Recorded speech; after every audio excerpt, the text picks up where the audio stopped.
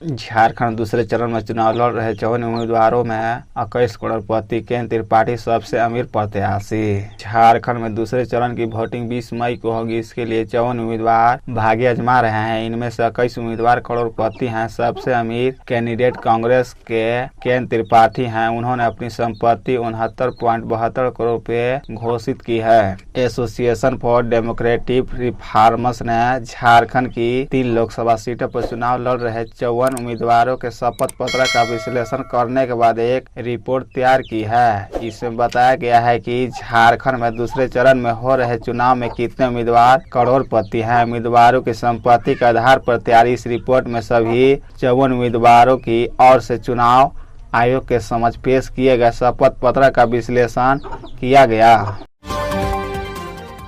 आलमगीर आलम क्या खुद ही देंगे इस्तीफा? जाने क्या है कांग्रेस का नया गेम प्लान। झारखंड ग्रामीण विकास मंत्री भ्रष्टाचार के आरोप में ईडी की गिरफ्तार पहुंच चुके हैं और अब आलम से इस्तीफा लेने को लेकर कांग्रेस पर नैतिक दबाव बनने लगा है। हालांकि लोकसभा चुनाव का परिणाम तक कोई कदम कांग्रेस नहीं उठाएगी। माना जा रहा है कि पार्टी आलमगीर आलम से ही पहल करने की उम्मीद कर रही है। उनसे चुनाव परिणाम आने के पूर्व इस्तीफा मांगने जैसी कोई हरकत पार्टी नहीं करेगी। हालांकि जिस आधार पर पूर्व मुख्यमंत्री हेमंत सोरेन को इस्तीफा देना पड़ा था वह आधार इनके साथ भी बना रहेगा और देर सवेर इन्हें भी इस्तीफा देना पड़ सकता है। झारखंड में इन 2 दिनों में हीट वेव का अलर्ट। आईएमडी ने बारिश को लेकर भी की भविष्यवाणी।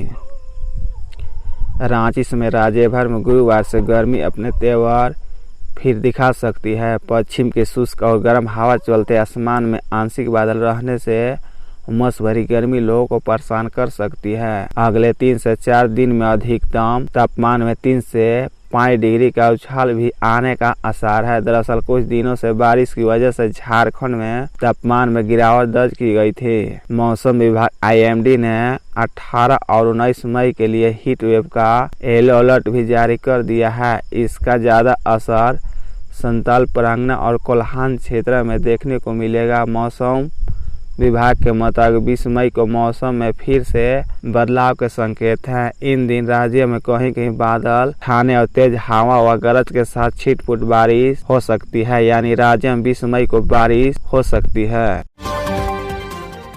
सीएम चंपई सोरेन ने भाजपा पर बोला हमला। कहा महंगाई, भ्रष्टाचार और जनहित के मुद्दे पर चुप रहती है। कोडरमा लोकसभा सीट से इंडिया गठबंधन के प्रत्याशी विनोद कुमार सिंह और गढ़ई विधानसभा उपचुनाव के प्रत्याशी कल्पना सोरेन के पक्ष में बुधवार को बेगाबाद के पेशरा टाड़ खेल मैदान में जनसभा हुई। सभा को संबोधित करते हुए मुख्यमंत्री चंपई सोरेन ने कहा भाजपा महंगाई, भ्रष्टाचार और जनहित के मुद्दे पर चुप रहती है। मुख्यमंत्री ने कहा कि देश में एनडीए की तानाशाही सरकार के खिलाफ आक्रोश है और इंडिया गठबंधन की सरकार बनती दिख रही है। पहले 4 चरणों के चुनाव में यह साफ हो गया है कि झारखंड के मुख्यमंत्री ने कहा कि जब हेमंत सोरेन बेहतर कार्य करने लगे तो मोदी सरकार प्रसार करने लगी।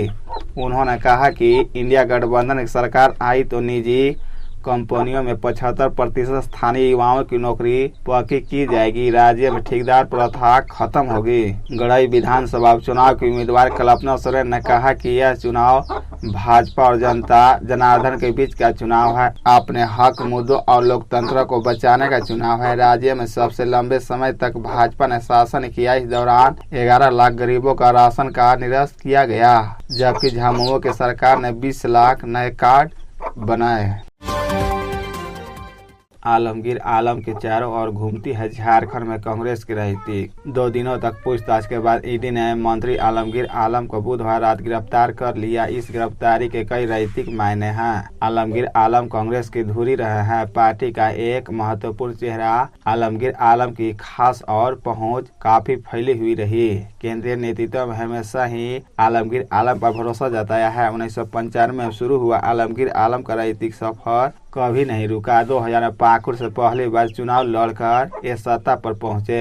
बिहार में राबड़ी सरकार में ये राज्य मंत्री बने। एकीकृत बिहार से लेकर झारखंड गठन के बाद तक आलमगीर आलम सत्ता के आसपास घूमते रहे। 2006 में आलमगीर आलम को विधानसभा अध्यक्ष बनाने का मौका मिला। 2009 में हार के बाद 2014 और 2019 में जीत हासिल की। हेमंत सरकार बनने के बाद आलमगीर आलम को संसदीय कार्य मंत्री और ग्रामीण विकास मंत्री की जिम्मेदारी मिली। हेमंत सोरेन कैबिनेट में वह नंबर 2 पर थे। जब भी सरकार पर संकट आया वह सबसे आगे खड़े रहे।